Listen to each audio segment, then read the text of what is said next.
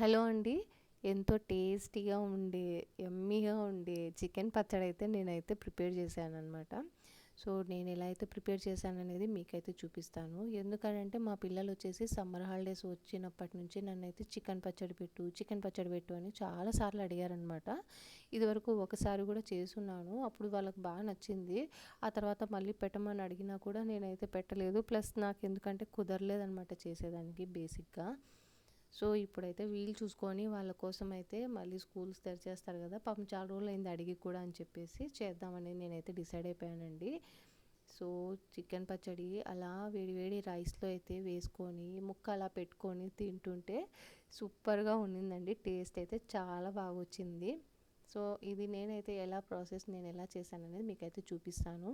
ఇక్కడైతే నేను 2 కేజెస్ అయితే చికెన్ అయితే తీసుకున్నాను. ఇది బోన్‌లెస్ చికెన్ అనమాట. మనకు విత్ బోన్స్‌తో తీసుకుంటే సరిగ్గా రాదు. అది మధ్య మధ్యలో పిల్లలకి గుచ్చుకుంటుంటది కదా! సో, అందుకని బోన్స్ లేకుండా బోన్‌లెస్ అయితే తీసుకున్నా. సో, ఇందులో మంచిగా ఒక టీ స్పూను పసుపైతే వేయాలి. అలాగే 2 టీ స్పూన్ల ఉప్పైతే వేసేసుకోవాలనమాట. అలాగే ఇందులో కొంచెం ఆయిల్ అయితే వేసేసుకోవాలి. వేసేసుకొని ఈ పసుపు, ఉప్పు, నూనె వచ్చేసి ఈ చికెన్ ముక్కలకి మంచిగా పట్టుకునేటట్టు బాగా అయితే కలుపుకోవాలండి. మంచిగా మిక్స్ చేసుకోవాలనమాట. ఈ విధంగా మంచిగా మ్యారినేట్ చేస్తే ఆ పసుపు, ఉప్పు అనేది చికెన్ ముక్కలకైతే బాగా పట్టుకుంటుంది. సో, ఇప్పుడు ఇదైతే మంచిగా కలిపేసాం కదా! ఇప్పుడు దీనిపైన మూత పెట్టేసి కాసేపు పక్కనైతే పెట్టేద్దాము. పక్కనైతే పెట్టేసిన తర్వాత ఇక్కడ రిమైనింగ్ ప్రాసెస్ ఉంటుంది కదా! ఇలా స్టెప్ బై స్టెప్ మనం చేసుకుంటూ ఉన్నామంటే మనకు టైము సేవ్ అవుతది. ప్లస్ పని కూడా త్వరగా క్విక్‌గా అయిపోతుందనమాట. సో, ఇక్కడైతే నేను అది మ్యారినేట్ చేశాను కదా! అది కొంచెం ఆ పసుపు, ఉప్పు పట్టుకునే లోపల నిమ్మకాయలన్నీ కట్ చేసి నేనైతే ఇక్కడ పక్కా మెజర్మెంట్స్ అనేమి లేదండి. నేను నార్మల్‌గా అందాజుగా అయితే చేస్తున్నాను. ఇక్కడ నేను ఈ నిమ్మకాయలు తీసుకొని నిమ్మకాయల నుంచి మంచిగా ఇట్లా నిమ్మరసం అయితే తీసేసి పక్కనైతే పెట్టేసుకున్నాననమాట. తర్వాత ఇప్పుడొచ్చేసి స్టవ్ పైన మంచిగా ఒక ప్యాన్ అయితే పెట్టుకొని లో ఫ్లేమ్‌లో పెట్టుకోవాలండి. లో ఫ్లేమ్‌లో పెట్టుకొని ఇందులో యాలకులు ప్లస్ నేను 2 కేజీలు చికెన్ తీసుకున్నాను కాబట్టి ఒక 10 యాలకులు, 20 లవంగాలు ప్లస్ ఒక 2 ఇంచుల దాల్చిన చెక్క, ఒక హాఫ్ టీ స్పూను మెంతులు, ఒక 4 టేబుల్ స్పూన్ల ధనియాలైతే వేసేసుకున్నాను. సో, ధనియాలు వేగడానికి కొంచెం మనకు టైం పడుతుంది కాబట్టి ఫస్ట్ ధనియాలు కొంచెం వేగే వరకు అయితే మంచిగా వేయించుకోవాలన్నమాట. ఇది ప్రాసెస్ కంప్లీట్‌గా సిమ్‌లోనే వేయించుకోవాలండి. హై ఫ్లేమ్‌లో అస్సలు పెట్టకూడదు. ఆ తర్వాత ఒక టేబుల్ స్పూన్ ఆవాలు, ఒక హాఫ్ టీ స్పూన్ వచ్చేసి జీలకర్ర అయితే వేసేసుకున్నాను నేను ఇక్కడ. వేసుకొని ఇప్పుడు ఆవాలు, జీలకర్ర కూడా కొంచెం అట్లా వేడెక్కిన తర్వాత తీసి పక్కన పెట్టేసుకోవాలన్నమాట. ఇప్పుడు ఆ దినుసులన్నీ చల్లారాలి కాబట్టి కొంచెం టైం పడుతుంది. సో, ఈలోగా మనం ఇక్కడ చికెన్ కలిపి పెట్టుకున్నాం కదా! ఈ చికెన్ వచ్చేసి ఒక బాండట్లో పెట్టుకొని మంచిగా వాటర్ అంతా ఇంకిపోయే వరకు హై ఫ్లేమ్‌లో పెట్టేసి మంచిగా ఉడికించుకోవాలన్నమాట. ఇది ఫస్ట్ కొంచెం సేపు మీడియంలో పెట్టుకోవాలి. ఆ తర్వాత హై ఫ్లేమ్‌లో పెట్టుకొని ఈ చికెన్‌లోని వాటర్ అంతా ఇంకిపోయే వరకు మంచిగా కుక్ చేసుకోవాలన్నమాట. మూత పెట్టేసి మధ్య మధ్యలో మూత తీస్తూ కలుపుకుంటూ మంచిగా అయితే కుక్ చేసుకోవాలి చికెన్‌ని. చూసారా ఇలా చికెన్‌లో నుంచి వాటర్ అయితే వస్తుంది. సో, ఈ వాటర్ అయితే ఇంకిపోవాలన్నమాట. ముక్క చెదరకుండా జాగ్రత్తగా కలుపుకుంటూ ఇంకించుకోవాలండి నీళ్ళైతే. ఆ తర్వాత నీళ్ళు ఇంకిపోవాలి కదా! ఈలోగా ఇక్కడ మనకైతే ఇవైతే వేడి చల్లారిపోయాయి. సో, దీన్నైతే మెత్తగా పౌడర్ అయితే రెడీ చేసి పెట్టుకునేద్దాము. చూసారా ఇలా మెత్తగా పౌడర్ అయితే రెడీ చేసి పక్కన పెట్టేసుకుందాము. ఇలా మెత్తగా వేసుకోవాలి. వాటర్ అస్సలు పడకుండా జాగ్రత్తగా చేసుకోవాలండి. ప్రాసెస్ ఇది మెయిన్. ఇక్కడ నుంచే వాటర్ అంతా లేకుండా చికెన్‌లో మంచిగా ఇంకిపోయిన తర్వాత పక్కన పెట్టేసుకోవాలి చికెన్‌ని. ఇప్పుడు ఈ చికెన్‌ని మనం డీప్ ఫ్రై చేయాలి. సో, డీప్ ఫ్రైకి తగినంత ఆయిల్ అయితే వేసుకోవాలన్నమాట. నేను ఇక్కడ వచ్చేసి 2 కేజెస్ చికెన్ తీసుకున్నాను కదండీ! ఆ 2 కేజెస్‌కి దగ్గర దగ్గర నాకు 1 లీటర్ ఆయిల్ అయితే పట్టింది. సో, నేను ఇక్కడ డైరెక్ట్‌గా ఈ బాణట్లోనే చేసేస్తున్నాను కాబట్టి ఇక్కడ ఆయిల్ అనేది మొత్తం ఒకటేసారి అయితే వేసేసుకుంటున్నాను అనమాట.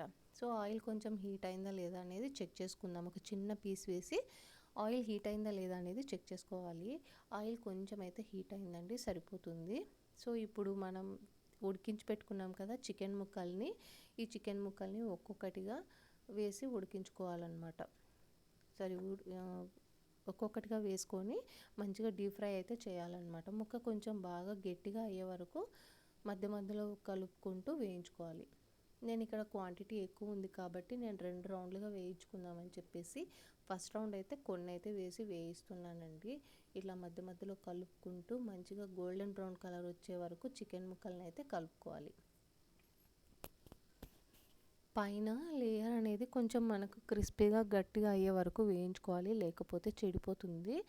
సో అందుకని చెప్పి మంచిగా వేయించుకోవాలి.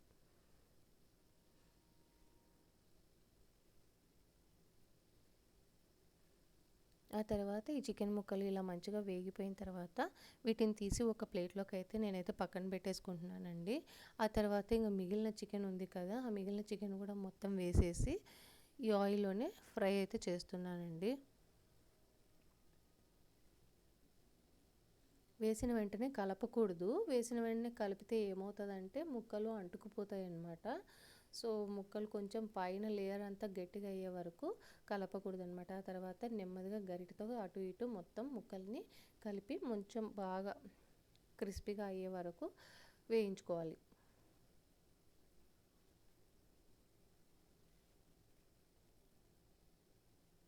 రెండో రౌండ్లో కూడా చికెన్ అనేది మంచిగా అయితే ఫ్రై అయిపోయిందండి. ఇప్పుడు ఇందులోనే నేను ఇక్కడ ముక్కలను అయితే తీయట్లేదు. ఇప్పుడు ఇందులోనే నేను ఒక పెద్ద గరిటెడు అల్లం వెల్లుల్లి పేస్ట్ అయితే వేస్తున్నాను. ఆ తర్వాత ముందుగా వేయించున్నాం కదా చికెన్ ముక్కలు, అవి కూడా వేసేసుకొని ఒకసారి బాగా ఈ అల్లం వెల్లుల్లి పేస్ట్ మొత్తం పచ్చివాసన పోయి అల్లం వెల్లుల్లి పేస్ట్లోని తడి కూడా పోయి మొత్తం ముక్కలు అవన్నీ పట్టుకునే వరకు బాగా కలుపుకోవాలన్నమాట.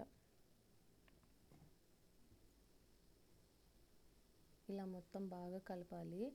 అల్లం వెల్లుల్లి పేస్ట్ పచ్చివాసన పోతే చాలండి. చూసారా ఇక్కడ మంచిగా అల్లం వెల్లుల్లి పేస్ట్ కూడా మంచిగా వేగిపోయింది ఆయిల్లో.